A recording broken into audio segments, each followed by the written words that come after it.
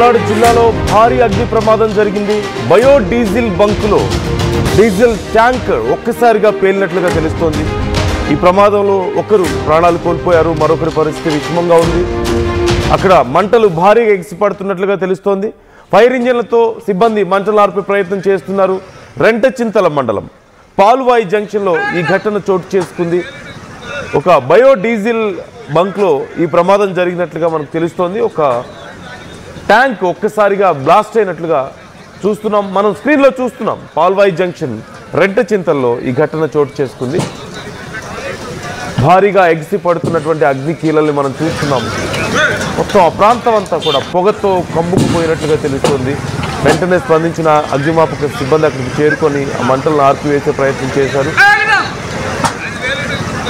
అయితే ఈ ప్రమాదంలో భారీగా నష్టం జరిగింది అంటున్నారు. ఇప్పటికే ఒకరు ప్రాణాలు కోల్పోయారు అంటూ కూడా సమాచారం అందుతుంది. అయితే అసలు ప్రమాదానికి కారణం ఏంటి అనే వివరాలు ఇంకా మనకు తెలియాల్సి ఉంది. ఫుల్ డీటెయిల్స్ తెలుసుకుందాం. మా ప్రతినిధి సాయి జాయిన్ అవుతున్నారు. సాయి, అసలు ఈ ప్రమాదానికి కారణం ఏంటి? ప్రస్తుతం అక్కడ కండిషన్ ఎలా ఉంది? ఏ సమయంలో జరిగింది ఇది? 6:30 గంటల సమయంలో ఈ ఫైర్ యాక్సిడెంట్ జరిగినట్లు కూడా అధికారులు అయితే ప్రస్తుతం గుర్తిస్తున్నారు.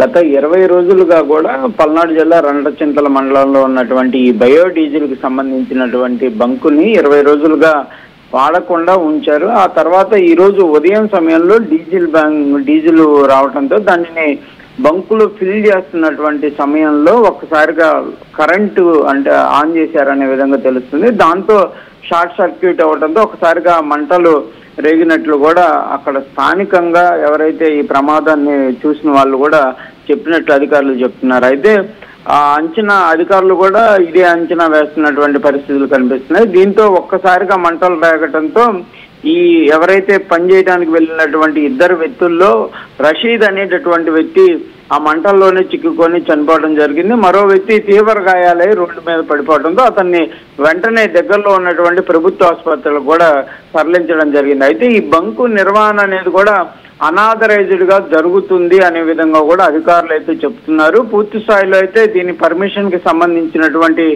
అంశాలు తెలియాల్సినటువంటి పరిస్థితి ఉంది. ఏదైనప్పటికీ కూడా ఈ డీజిల్ కి సంబంధించి కానీ పెట్రోల్ బంకులు నిర్వహించేటటువంటి సమయంలో కంపల్సరిగా సేఫ్టీ మెజర్మెంట్స్ పాటించాల్సినటువంటి పరిస్థితులు ఉంటాయి. అవి పాటించకపోవడం వల్లే ఈ ప్రమాదం కూడా జరిగినట్లయితే అధికారులు అయితే ప్రాథమికంగా అంచనా వేస్తున్నారు. వీళ్ళిద్దరితో పాటు మరికొంతమంది ఎవరైనా లోపల ఉన్నారా, ఈ ప్రమాదంలో మరికొంతమందికి ఏమైనా గాయాలయ్యాయనే కోణంలో కూడా ప్రస్తుతం అయితే దర్యాప్తు జరుగుతుంది. ఇంకా మంటలు అయితే అదుపులోకి తీసుకొని రావడానికి అయితే ప్రయత్నం చేస్తున్నటువంటి పరిస్థితులు అయితే కనిపిస్తున్నాయి. ఓనర్స్ ఎవరు అనే డీటెయిల్స్ ఏమైనా తెలుస్తున్నాయా? అంటే ప్రాపర్ పర్మిషన్స్ ఉన్నాయా లేదా అనే విషయంలో కూడా డౌట్ వస్తుంది కదా. ఓనర్స్ ఎవరు, వాళ్ళు దీనికి సంబంధించి ఏదైనా రెస్పాండ్ అయ్యారా? ప్రస్తుతం అయితే బంకుకు సంబంధించినటువంటి యాజమాన్యం ఎవరు కూడా బయటకు వచ్చినటువంటి పరిస్థితి లేదు. అధికారులే ప్రస్తుతం ఈ గాయపడినటువంటి వ్యక్తితో పాటు మరికొంతమంది స్థానికులను కూడా విచారిస్తున్నారు. ఎన్ని రోజులుగా ఇక్కడ ఈ బంకు నిర్వహణ జరుగుతుంది, ఎవరు నిర్వహిస్తున్నారు అనే కోణంలో అయితే దర్యాప్తు చేస్తున్నారు. కానీ ఓనర్లు ఎవరు, ఏ ప్రాంతానికి చెందిన వాళ్ళు అనేది ఇంకా తెలియదు. కాకపోతే అసలు 20 రోజులుగా ఎందుకు ఖాళీగా ఉంచారు అనే దానికి సంబంధించి కూడా తెలియాల్సినటువంటి పరిస్థితి ఉంది. అంటే బయోడీజిల్ అనేది రాకపోవడం వల్ల ఉంచారా, లేకపోతే అధికారులకు సంబంధించి తనిఖీలు జరుగుతున్నటువంటి నేపథ్యంలో మూసివేయడం జరిగిందా అనేది కూడా తెలియాలంటున్నారు. ఏదైనప్పటికీ కూడా ఇదంతా కూడా అనాథరైజ్డ్ గా ఇక్కడ అధికారులు దృష్టి పెట్టకపోవడం, వాళ్ళు సేఫ్టీ మెజర్మెంట్స్ పాటించకపోవడంతోనే ఈ ప్రమాదం జరిగినట్లయితే క్లియర్ గా అర్థమవుతుంది. ఎందుకంటే ప్రమాదం జరిగినటువంటి 2-3 గంటల వరకు కూడా ఆ బంకుకు సంబంధించింది ఎవరు నిర్వహిస్తున్నారు, ఏంటి, అసలు ఆ బంకు పర్మిషన్లు ఏంటి అనేది కూడా తెలియకపోవటం అనేది కూడా అందరినీ కూడా ఆశ్చర్యానికి గురి చేస్తున్నటువంటి పరిస్థితులు అయితే కనిపిస్తున్నాయి. Right. Thank you Sai, thanks for the details. మొత్తం మీద ఇప్పుడు ఈ బయో డీజిల్ బంక్కి సంబంధించి ఎన్నో ప్రశ్నలు తెర మీదకి వస్తున్నాయి. ఓ పక్క ప్రమాదం జరిగి ఇప్పటికే ఒకరు ప్రాణాలు కోల్పోయారు, మరొకరి పరిస్థితి కొంత విషమంగా ఉన్నట్లుగా తెలుస్తోంది. అయితే 20 రోజులుగా ఈ బంక్ అసలు ఎందుకు క్లోజ్ చేసి ఉంది అనే ప్రశ్న ఇక్కడ ఉత్పన్నమవుతుంది. అధికారుల తనిఖీల కారణంగా టెంపరీగా క్లోజ్ చేశారా అనే ప్రశ్న వస్తుంది.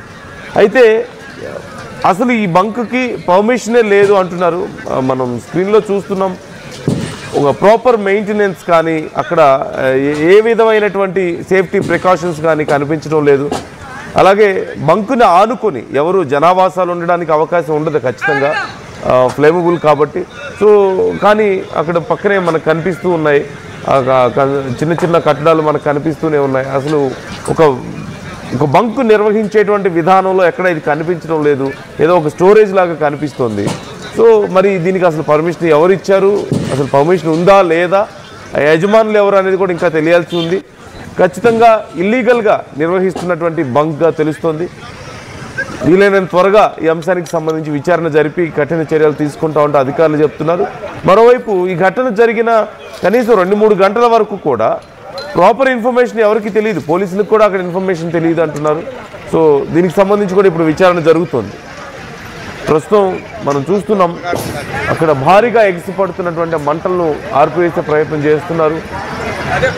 అలాగే యాజమాన్యం తరపు నుంచి సహజంగా ఏదైనా ఒక ఘటన జరిగినప్పుడు అక్కడ పనిచేసే వాళ్ళు ఉంటారు, సేఫ్టీ ప్రికాషన్స్ తీసుకునే వాళ్ళు ఉంటారు, మెయింటైన్ చేయడానికి, లేదంటే యాజమాన్యం తరపున ఎవరో ఒకళ్ళు ఉంటారు. కానీ ఎవరూ లేరు అక్కడ.